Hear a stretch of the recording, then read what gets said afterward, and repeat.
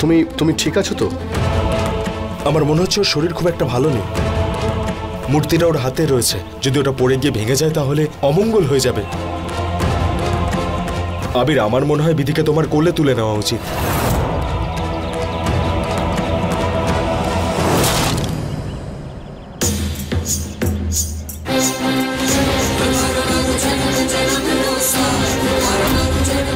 কি সব নাটক চলছে এখানে, এবার এটাই দেখার বাকি ছিল। আপনারা সবাই চলুন, আমার গাড়ি ওদিকে দাঁড় করানো, আমি নিয়ে আসছি।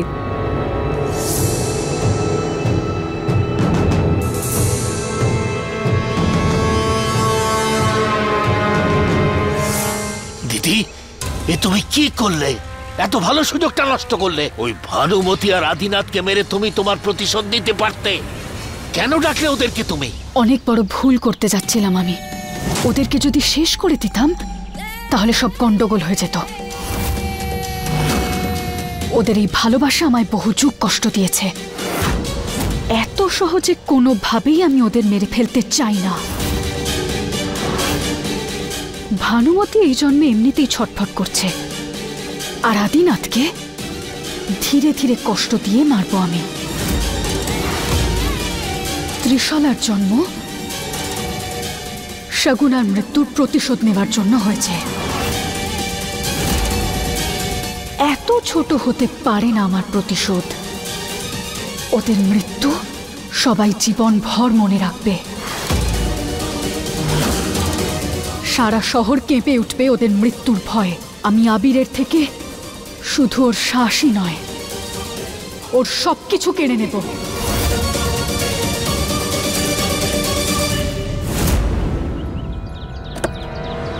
আবির, তুমি বিধির সাথে পিছনে বসো।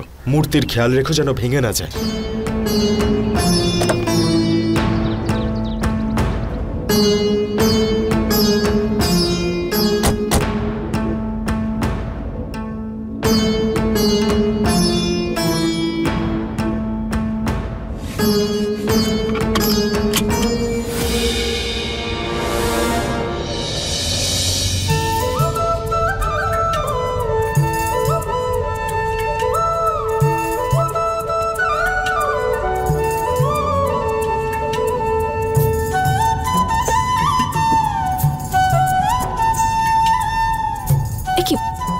কি করছেন কি আপনি?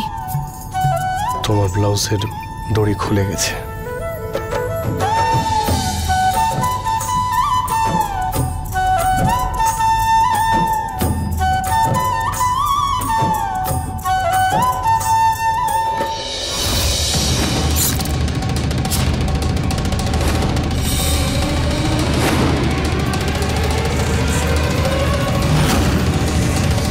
আমি আবিরের থেকে ওর বাড়ি, ওর পরিবার, ওর প্রতিপত্তি, ওর সম্পত্তি সবকিছু কেড়ে নেব।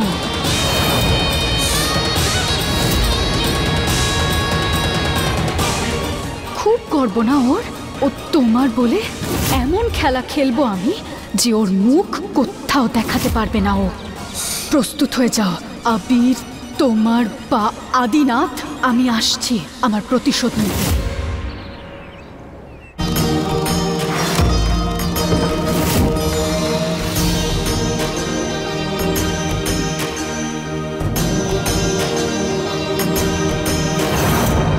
আমার সম্পূর্ণ বিশ্বাস ছিল যে আমাদের বিধি বৌমা আর আবির বাবাই আমাদের এই পরিবারকে অভিশাপ থেকে মুক্তি দিতে পারে।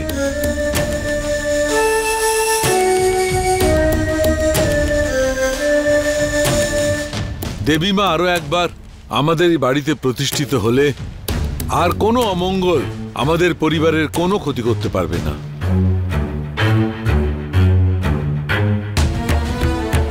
আবির, দিদি বৌমা, আমার পাশে এসো।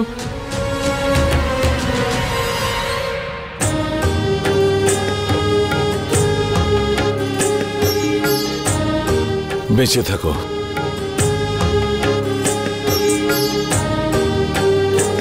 তোমরা দুজন সত্যিকারের ভালোবাসার জোর দেখিয়েছ।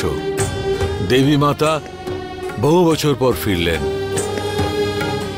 ওনার স্থাপনায় কোনো যেন খামতি না থাকে। খুব ধুমধাম করে পুজো করতে হবে।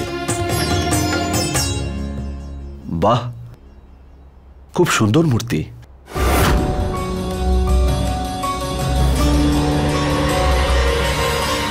দাদু, এই মূর্তি স্থাপন আমি করতে চাই।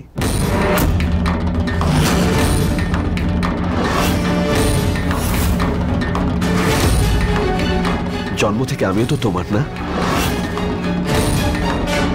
বড় দাদা মূর্তি এনেছে, আর ছোট ভাইকে অন্তত মূর্তি স্থাপন করে একটু পুণ্য তো করতে দাও। হ্যাঁ হ্যাঁ নিশান, কেন নয়?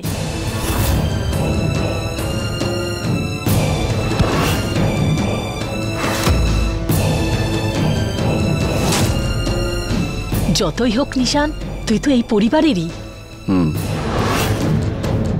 যতটা অধিকার আবিরের রয়েছে মূর্তি স্থাপন করার, ততটাই তোরও।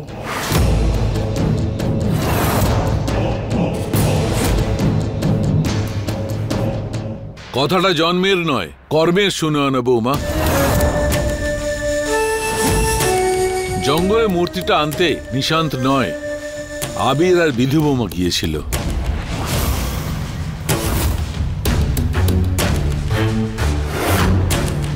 দেবী মাতাকে আবার এই বাড়িতে আবির আর বিধি বৌমাই এনেছে।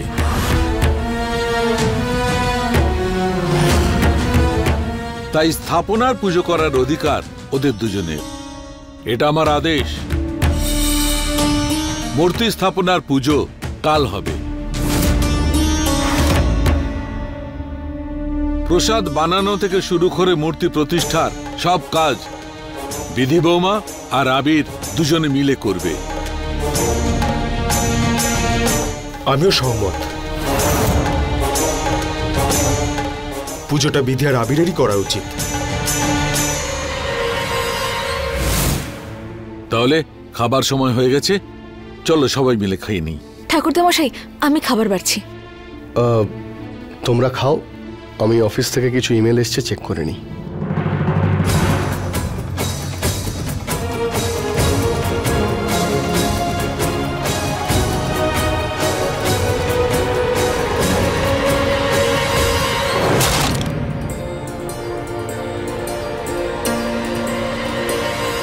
মা, কি হচ্ছে এসব? জীবনের বাজি অন্য কেউ লাগাবে আর প্রশংসা আরেকজন পাবে। তোমরা সবাই বোধহয় ভুলে যাচ্ছ যে আমি বাঁচিয়েছি আবিরকে। আমি ওখানে সময় মতো না পৌঁছলে যা খুশি হয়ে যেতে পারত। আর এখানে বিধি, ও সবার প্রশংসা করছে কেন? মেম সাহেব, আমার কোনো শখ নেই প্রশংসা করানোর। আর এই বাঘ মা জগদম্বার ভক্তদের কখনোই মারত না। ও তো ওনার বাহন।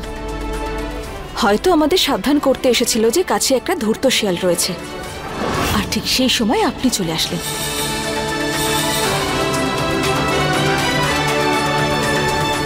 দেখলে তুমি মা, আগে তো এই মেয়েটা শুধুমাত্র আমায় অপমান করত, এখন তো তোমার কথাও খেয়াল রাখছে না। বাবার পছন্দের বৌমা ও, সেই জন্য ওর এত বার বেড়েছে। কিন্তু ও কি ভেবেছে আমার ছেলের পাশে বসে পুজো করবে আর আমি চুপচাপ সব সহ্য করব?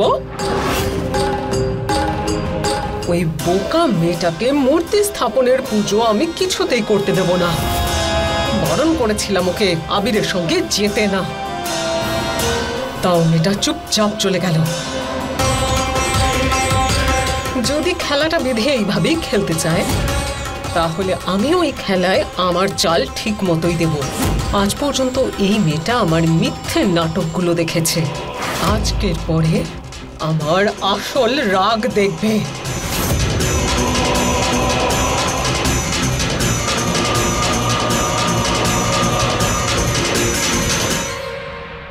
ঠাকুরদামশাই, বিধি বৌমা, আজ তুমি আবির বাবার সাথে একসঙ্গে ভাত খেও, আর একে অপরকে নিজের হাতে খাবার খাওয়াবে, বুঝলে তো? ঠিক আছে ঠাকুরদামশাই, যেমন আপনার ইচ্ছে।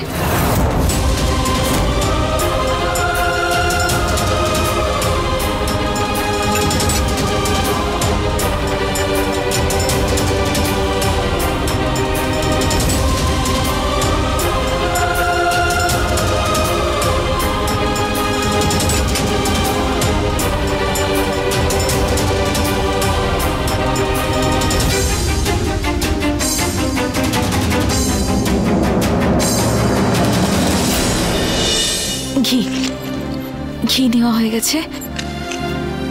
কিশমিশ নিয়েছি, বাদাম নিয়েছি, নারকোল। কেউ পুতুল নেবে, কেউ খেলনা নেবে, অনেক রকমের পুতুল আছে। পুতুল নিয়ে নিন দাদা, পুতুল নিয়ে নিন। তোকে তো আমি দাদা নিন না। এই যা।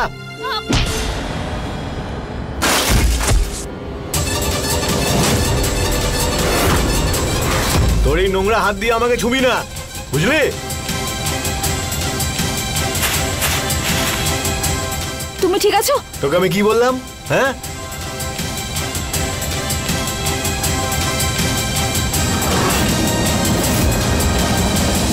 দাদা কি হয়েছেটা কি? দেখুন, অসুখটা তো খুবই গভীর, কিন্তু মা জগদম্বা সব ঠিক করে দেবেন। এই নিন। এই মেয়ে,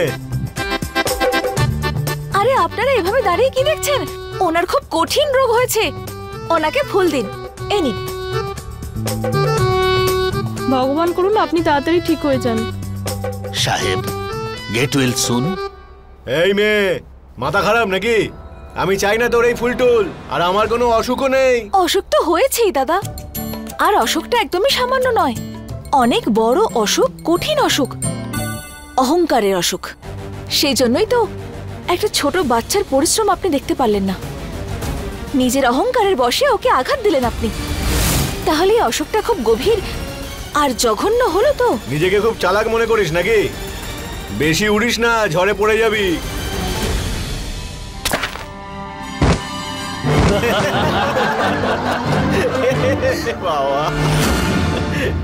আরো একটা অসুখ হয়েছে আপনার, না দেখে পা বাড়ানো। ভগবানের মারে না, আওয়াজ হয় না। মানুষ অহংকারের বশে যত আকাশের দিকে ওড়ে, তত জোরে মাটিতে মুখ থুবড়েও পড়ে। অসুখ তো হয়েছে আপনার, কিন্তু যদি মা জগদম্বা চান তাহলে সেই অসুখ সেরেও যাবে। যা তো।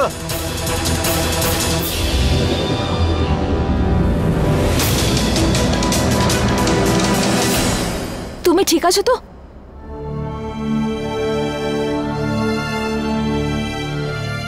দিব্যা, তুই? বিথি, তুই? বিথি, তুই এখানে কি করছিস? বারবার কবে এলি? আর আমার সঙ্গে দেখা করতে এলি না? দিব্যা, এইসব কি? তুই 12 পাশ করে গেছিস না? রাস্তায় রাস্তায় জুতো তো আমি বিক্রি করতাম, আর তুই? সব ঠিক আছে তো? কিছু ঠিক নেই। আমার বাবার জুয়ার নেশাটা সবকিছু শেষ করে দিল। এতদিন নয় ডুবে গেছি যে সবকিছু বেঁচে দিতে হলো। যেই বাড়িতে আমি আমার ছোটবেলা কাটিয়েছি, তোর সাথে এত স্মৃতিগুলো ছিল, সেগুলোও বেঁচে দিতে হলো। সবকিছু বেঁচে দিয়ে এখানে চলে এলাম। ভেবেছিলাম যে আমি চাকরি করব, কিন্তু তারপরে খেলনা বেচে আমি আমার সংসার চালিয়ে নেব। কিন্তু আমার ভাগ্যটাও এতটাই খারাপ যে খেলনা বেচে টাকাটা তো দূরের কথা, দুটো রুটিও খাবারের জন্য জোগাড় করতে পারছি না আমি। বিথি, তুই কুমার বংশের বৌমা না? বড় লোকদের সাথে তোর ওঠা বসা হয়। তুই আমাকে একটা কাজ জোগাড় করে দিতে পারবি? তুই পাগল হয়েছিস নাকি? আমার ছোটবেলার সব থেকে প্রিয়, সব থেকে মিষ্টি বন্ধু তুই। তোকে কাজ দেওয়ার দায়িত্ব আমার। এক কাজ কর না, তোর ওই ফোন নাম্বার ওটা আছে তো? হ্যাঁ হ্যাঁ হ্যাঁ, আমাকে দিয়ে দে। যখনই খবর পাবো তোকে ফোন করে জানাবো। Thank you.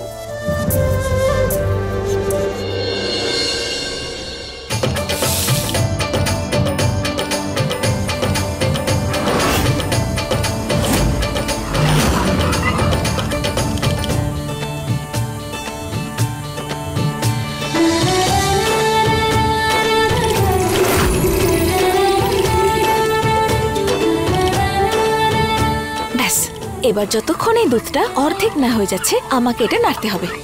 আজকে তোকে অনেক পরিশ্রম করতে হবে বিধি তোমার। আর এমনিতেও মা জগদম্বার প্রসাদ বানানো খুবই সৌভাগ্যের ব্যাপার। চল শুরু করে দে।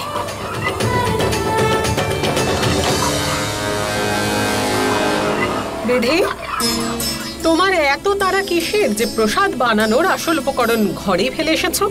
কি ডাক্তার ম্যাডাম, এই যে ও মেওয়া, ডাক্তার ম্যাডাম আমি ভুলে যাইনি, আমি জেনে বুঝে বাইরে রেখেছিলাম। যদি এটা আমি দিতাম তাহলে দুধটা গাঢ় হয়ে যেত আর তারপর নাড়তে খুবই অসুবিধা হতো। আরে কিন্তু তুমি তো মেধি, তোমার জন্য তো সবকিছুই পসিবল। দেখো না, বারণ করা সত্ত্বেও তুমি জঙ্গলে চলে গিয়েছিলে, সেখানে মূর্তিও পেলে আর সেই মূর্তি এনে এই বংশের সবাইকে রক্ষা করেছো, ভবিষ্যৎবাণীও পূর্ণ করেছো। এই সমস্ত ছোটখাটো ব্যাপারে তোমার আর কিসের চিন্তা বলো? ডাক্তার ম্যাডাম, আপনি রেগে আছেন তো আমার উপর যে আপনার অনুমতি ছাড়াই আমি চলে গেলাম? আমায় ক্ষমা করে দিন আপনি। ক্ষমা চাওয়ার নাটকটা আমার সামনে করো না। অনেক দেখেছি আমি। এই জমিদার বংশের প্রসাদ সবসময় ক্ষীর দিয়ে তৈরি হয়, সেই জন্য ক্ষীর প্রস্তুত করো আর প্রসাদ বানাও। হ্যাঁ ডাক্তার ম্যাডাম।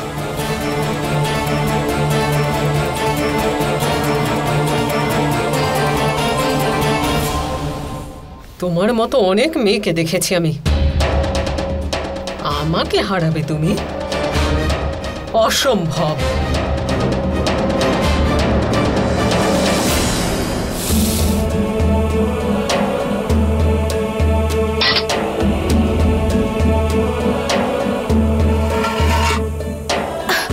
হে মা জগদম্বা, সাহায্য করো আমায়।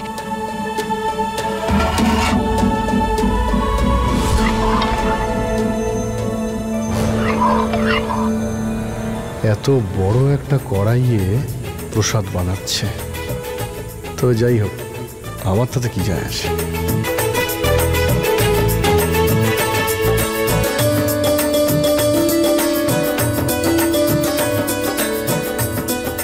খুব শখ ছিল না গাড়ির মধ্যে লুকিয়ে গিয়ে আমার সঙ্গে মূর্তিটা নিয়ে আসার? ও বানাও, প্রসাদ বানাও।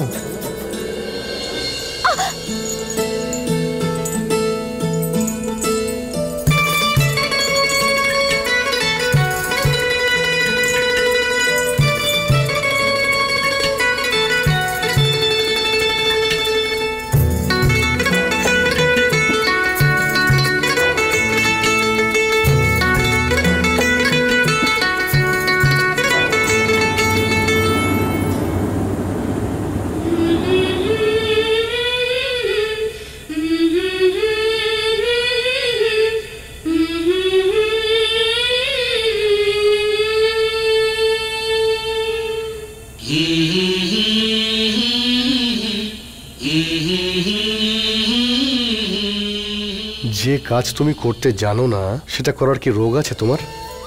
সাহেবাবু, আমি সামলে নেব সব। হ্যাঁ হ্যাঁ, আপনি ছেড়ে দিন। দেখতেই পাচ্ছি খুব ভালো করেই করছো তুমি।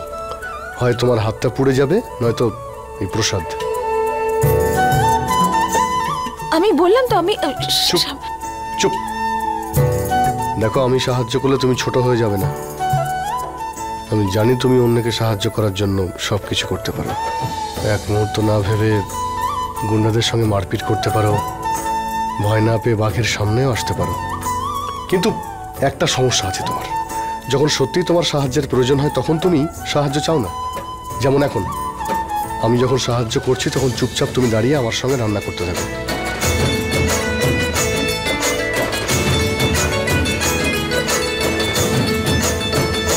কি হলো, কি দেখছো আমার? ওইদিকে তাকাও। আপনার চোখ দিয়ে আপনার মনে পৌঁছানোর চেষ্টা করছি। আপনি না একদম মোমের মতো নরম। না মানে আমি বলছি আপনি একদম নারকেলের মতো। আচ্ছা, এবার তুমি আমাকে ভূমিকম্প ছেড়ে কি নারকেল বলে ডাকবে? না সাহেব বাবু, আমি তো শুধু এটুকু বলছিলাম যে দুধটা অর্ধেক হয়ে গেছে, এবার আমি সামলে নেব।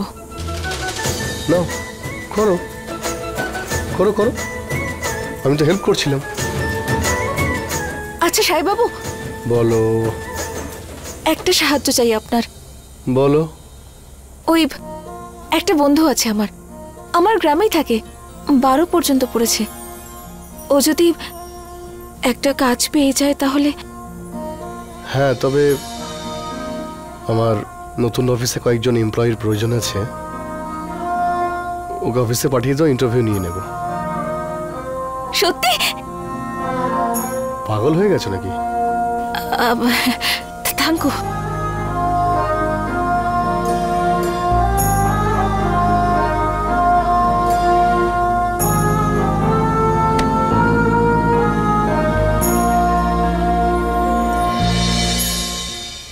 আরে আমি তো দিব্যাকে বলেছিলাম কোনো খবর পেলে ওকে ফোনে জানাবো। ওকে একটা ফোন করে এসে আমি খুব খুশি হয়ে যাবে ও।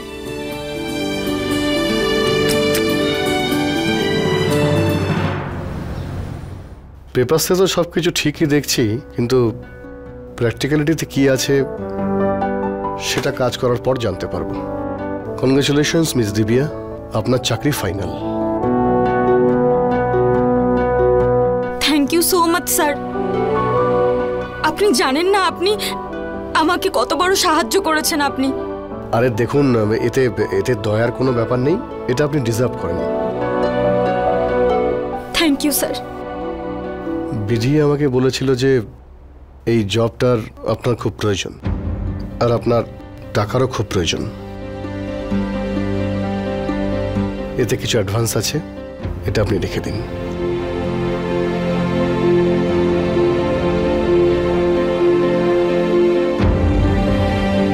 Thank you. আরে প্লিজ, এসব করার কোনো প্রয়োজন নেই। আপনি আপনি প্লিজ বসুন, বসুন আপনি। ভগবানকে ধন্যবাদ তো এরকম ভাবেই করে না স্যার। হয়ে গেছে, এখন থেকে শুধু স্যার। আমি আপনার জন্য যা করেছি সেটা আমার দায়িত্ব ছিল, আর এমনিতেও আপনাকে কাল থেকে টাইমে আসতে হবে। আমি কিন্তু এই ব্যাপারে খুব punctual. Congratulations once again. Thank you sir.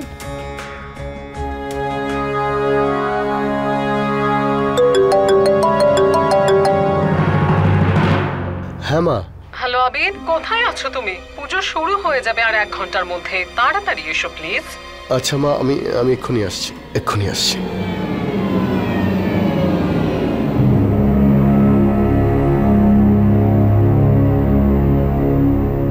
Shankar, Shankar. ও আজকে তো সানডে।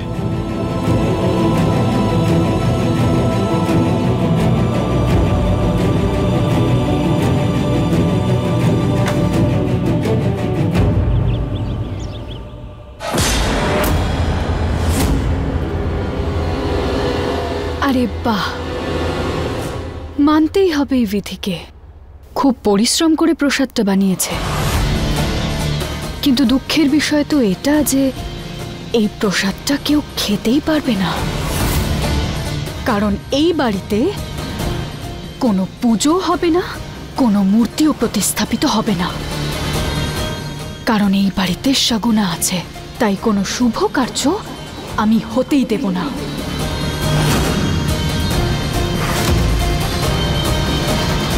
কিন্তু আমি কেন নিজের হাত নোংরা করব, যখন কাজ এই মন্ত্রের দ্বারাই সম্ভব? পারাস বলেছিল যে এই মন্ত্রের দ্বারা এই প্রসাদটা নষ্ট হয়ে যাবে। দেখি তাহলে সেটা।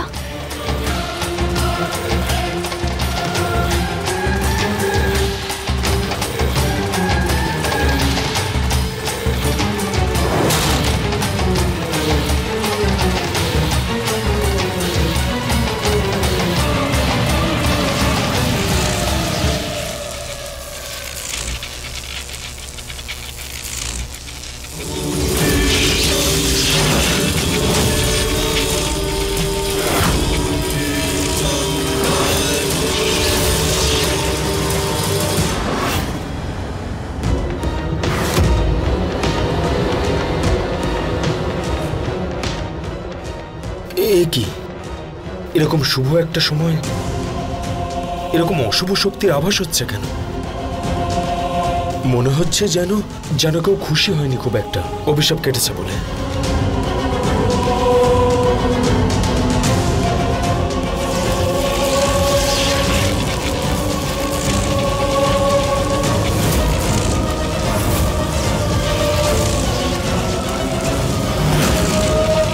ओम त्र्यंबकं यजामहे सुगंधिं पुष्टिवर्धनम् उर्वारुक्मिव बन्धनान् मृत्युर्मुक्षीयममृतात्।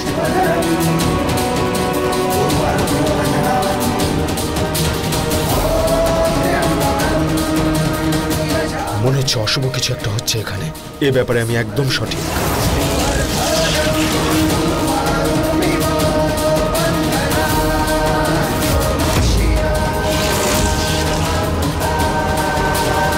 ওম নমঃ শিবায়, ওম নমঃ শিবায়, ওম নমঃ শিবায়, ওম নমঃ শিবায়, ওম নমঃ শিবায়।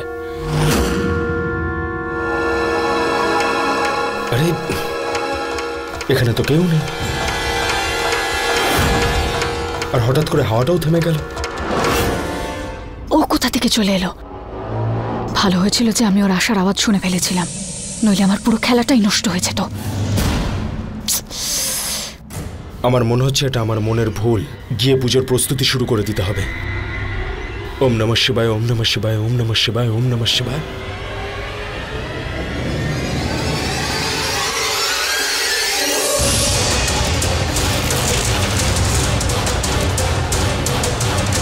বিধি, বিধি,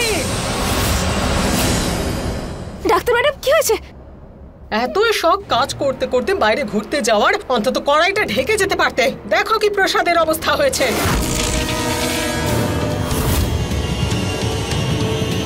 হে মা জগদম্বা, এটা কি করে হলো? আধ ঘন্টার মধ্যে মূর্তি স্থাপনের পুজো শুরু হবে, আর বাবা তো এই আশাতেই রয়েছেন যে পুরো গ্রামে এই প্রসাদ বিতরণ করবেন। কি মুখ দেখাবো আমি ওনাকে? কি বলবো ওনাকে? এক বাটি প্রসাদও পাবো না আমরা?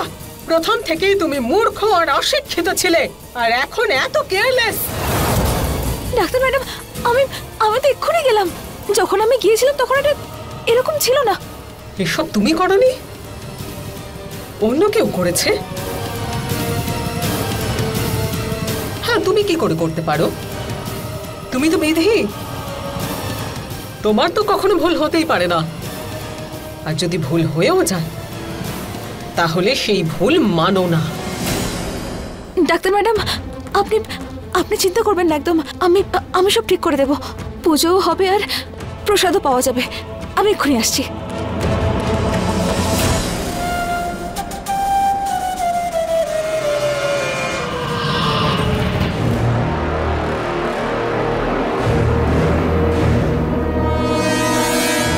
কি দারুণ প্ল্যান ত্রিশালা। আমি তো ভেবেছিলাম ওই অশিক্ষিত মূর্খ মেয়েটা প্রসাদ নিয়ে চলে যাবে বাবার সামনে, কিন্তু তুমি তো ওকে প্রথমেই আটকে দিলে আর পুরো গেমটাই চেঞ্জ করে দিলে।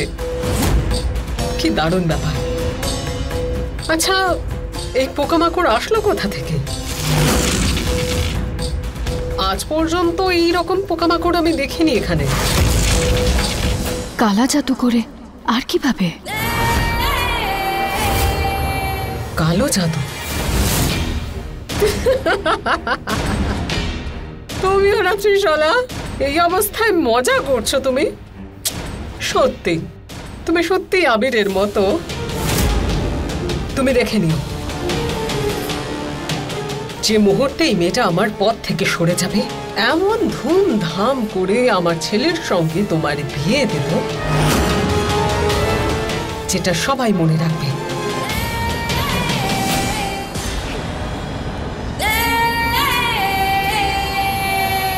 আবিরের সাথে বিয়ে? না, এই জন্মে আমি কোনোভাবেই ওর ফাঁদে পা দেব না। কারণ আমি ত্রিশালা নই, আমি শগুনা। শগুনা ত্রিশালা আবিরের সাথে বিয়ে করতে চাইছিল, কিন্তু এবার আমি আর আবিরের স্ত্রী নই, বরং ওর কুষ্ঠিতে এমন দোষ হয়ে আসবো যা চাইলেও আবির মুছতে পারবে না।